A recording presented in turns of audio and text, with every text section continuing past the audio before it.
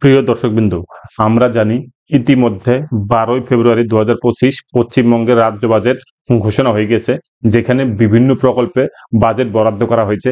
তার মধ্যে একটি প্রকল্প হলো গিয়ে বাংলার বাড়ি আবাস যোজনা, যেখানে প্রায় 9,600 কোটি টাকা বরাদ্দ করা হয়েছে। তো এবারের বাজেটে যেটা সবচেয়ে গুরুত্বপূর্ণ বিষয় সেটা হলো গিয়ে যাদের ঘরের টাকা ঢুকেছে অলরেডি, তারা তো টাকা পেয়ে গেছেন, ফার্স্ট কিস্তি টাকা এবং সেকেন্ড কিস্তি টাকাও তারা পেয়ে যাবেন। তাছাড়া আমরা জানি আরো প্রায় 16 লক্ষ বেনিফিশিয়ারি নাম পার্মানেন্ট ওয়েটিং লিস্টে আছেন, যারা এখনো টাকা পাননি। তো মাননীয় মুখ্যমন্ত্রী যেটা বলেছেন যে তারা 2025 অর্থবর্ষের ডিসেম্বর অর্থাৎ লাস্টের দিকে টাকা পাবেন, অথবা মার্চের দিকে আপনার সেকেন্ড কিস্তি টাকা পাবেন। তো সেটা তো আপনার অলরেডি যারা লিস্টে নাম আছে, যারা এলিজিবল হয়ে আছেন। এবার যারা লিস্টে নাম নেই যাদের, তারাও কিন্তু ঘর পেতে পারেন। মাননীয় মুখ্যমন্ত্রী বাজেটে কিন্তু সেই রকমই ইঙ্গিত দিয়েছেন। সেখানে ইঙ্গিত দিয়ে মাননীয় মুখ্যমন্ত্রী যেটা বলেছেন, নাম লিস্টে নেই তারাও ফেজ ওয়াইজ ঘর পেতে পারেন। এবার এই ফেজ ওয়াইজ ঘর যেটা পাবেন, তাহলে তারা কি করে ঘর পাবেন, তারা কি করে ঘর পেতে পারেন লিস্টে নাম না থাকা সত্ত্বেও, আমি আপনাদের এই ভিডিও লাস্টে সেটাই ডিটেলসে দেখাবো। সুতরাং ভিডিওটি ভালো করে প্রথম থেকে লাস্ট পর্যন্ত দেখবেন। আপনি যদি প্রথম থেকে লাস্ট পর্যন্ত ভিডিওটি দেখেন ভালো করে, তাহলে করে অবশ্যই আপনিও আবেদন করতে পারবেন ঘরের জন্য, এবং আপনিও কিন্তু পেয়ে যেতে পারেন এই বাংলাদেশ আবাস যোজনা। সেটা কি করে পাবে সেটা আমি বিস্তারিত হবে ভিডিও শেষে দেখাবো। চলুন আগে দেখে নিই মাননীয় মুখ্যমন্ত্রী এই বাজেটে কি ঘোষণা করলেন এই বাংলার বাড়ি আবাস যোজনা সম্পর্কে, এবং কি বললেন যাদের লিস্টের নাম নেই তারা কি করে ঘর পাবেন সেটা নিয়ে কি বলেন, সেটা নিয়ে চলুন একবার বিস্তারিত দেখে নিই। তারপরে ভিডিও শেষে আপনাদের আমি বলে দেবো কিভাবে চার্জ করতে হবে, যার জন্য আপনি ঘর পেতে পারেন। চলুন একবার দেখে নিই মাননীয় মুখ্যমন্ত্রী কি বললেন আজকের এই বাজেট নিয়ে, বাংলার আবাস যোজনা নিয়ে।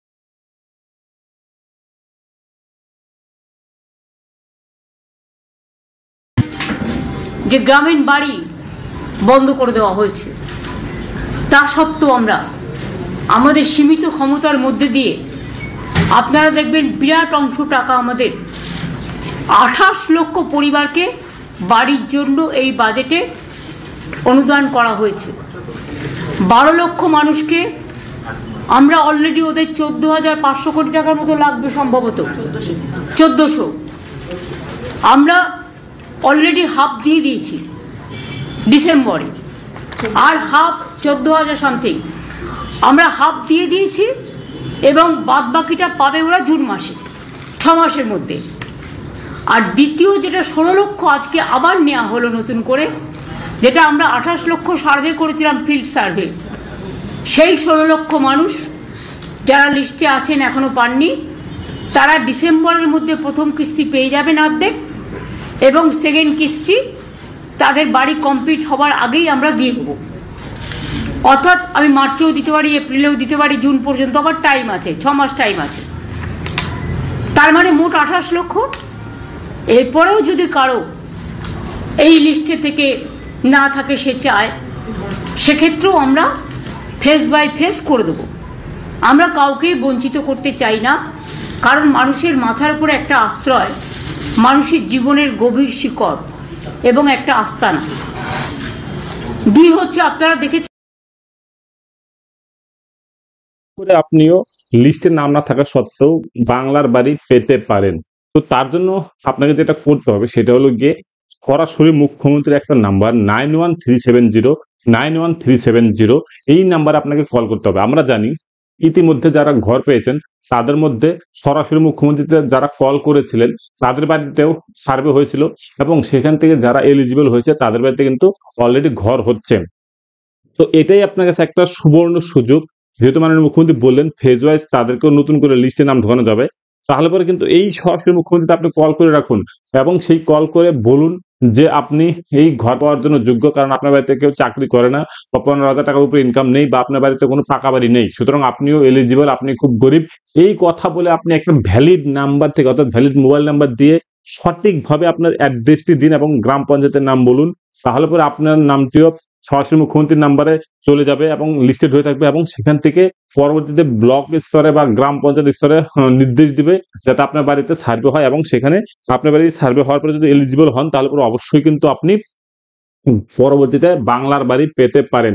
এটা হলো একটা নাম্বার। দেখুন এখানে নাম্বারটা দেওয়া আছে 9137091370, এই নাম্বারে কল করে রাখবেন, এবং মাঝে মধ্যে স্ট্যাটাস চেক করবেন যে আপনার যে কলটি করেছেন সেই কলের পরে আপনার কি স্টেপ নেওয়া হয়েছে সরকারের তরফ থেকে, সেটাও কিন্তু আপনি স্ট্যাটাস চেক করলে বুঝতে পারবেন। সুতরাং সেজন্য অবশ্যই আপনি এই সরাসরি মুখ্যমন্ত্রী নাম্বারে কল করে রাখবেন।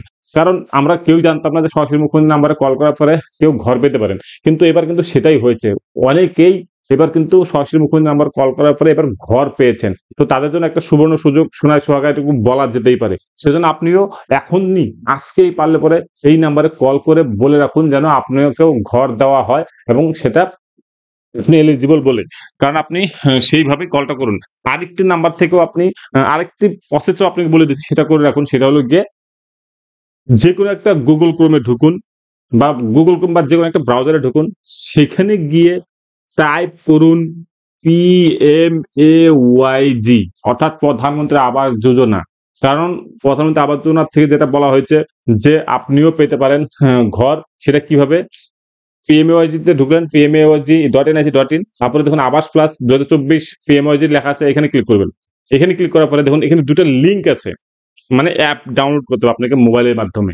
এই অ্যাপ ২ টা ডাউনলোড করার পরে আপনি আপনার বাড়ির সার্ভে নিজে করতে পারবেন। মানে আমরা জানি দীর্ঘদিন ধরে সেন্ট্রাল টাকা দিচ্ছে না পশ্চিমবঙ্গকে, যেটা অভিযোগ করে আসছেন সরকার যে প্রধানমন্ত্রী আবাস যোজনা এবং এতদিনের কাজের কোনো টাকা পয়সা দেওয়া হচ্ছে না। দীর্ঘদিন ধরে পশ্চিমবঙ্গকে বঞ্চিত করে রেখেছে বলে অভিযোগ। তো আপনি এবার যেটা করবেন সেটা হলো কি, প্রধানমন্ত্রী আবাস যোজনাতে যেটা বলা হয়েছে যে বেনিফিশিয়ারি নিজের সার্ভে নিজেই করতে পারবেন এবং পরবর্তীতে হয়তো ব্লক স্তর বা গ্রাম পঞ্চায়েত স্তর থেকেও সার্ভে করা হবে যে কারা এই ঘরের জন্য যোগ্য। তো সেটা করার আগে আপনি যদি নিজের সার্ভে করে রাখেন তাহলে পরে কিন্তু আপনার বাড়িতেও কিন্তু সেই লিস্ট ধরে তারা সার্ভে করবেন এবং আপনি যদি সত্যি এলিজিবল হন তাহলে পরে কিন্তু আপনিও বাংলার বাড়ি বা প্রধানমন্ত্রী আবাস যোজনার ঘর পেতে পারেন। সেজন্য আপনি অবশ্যই এই দুটো কাজ করে রাখুন। এখনই আজকেই পারলে করে রাখুন যে সরাসরি মুখ্যমন্ত্রী নাম্বারে কল করে আপনি লিস্টেড করে রাখুন নাম এবং আপনি এই যে আবাস প্লাস 2024-25 যেটা আছে সেখানে কল করেও কিন্তু আপনি মানে নিজের সার্ভেটা করে রাখুন। তাহলে পরে কিন্তু আপনিও পার্মানেন্ট ওয়েটিং লিস্টে নাম ঢুকিয়ে দিলেন এবং আপনিও কিন্তু ঘরের টাকা পেতে পারেন। এটা কিন্তু আপনার কাছে একটা সুবর্ণ সুযোগ এই মোমেন্টে।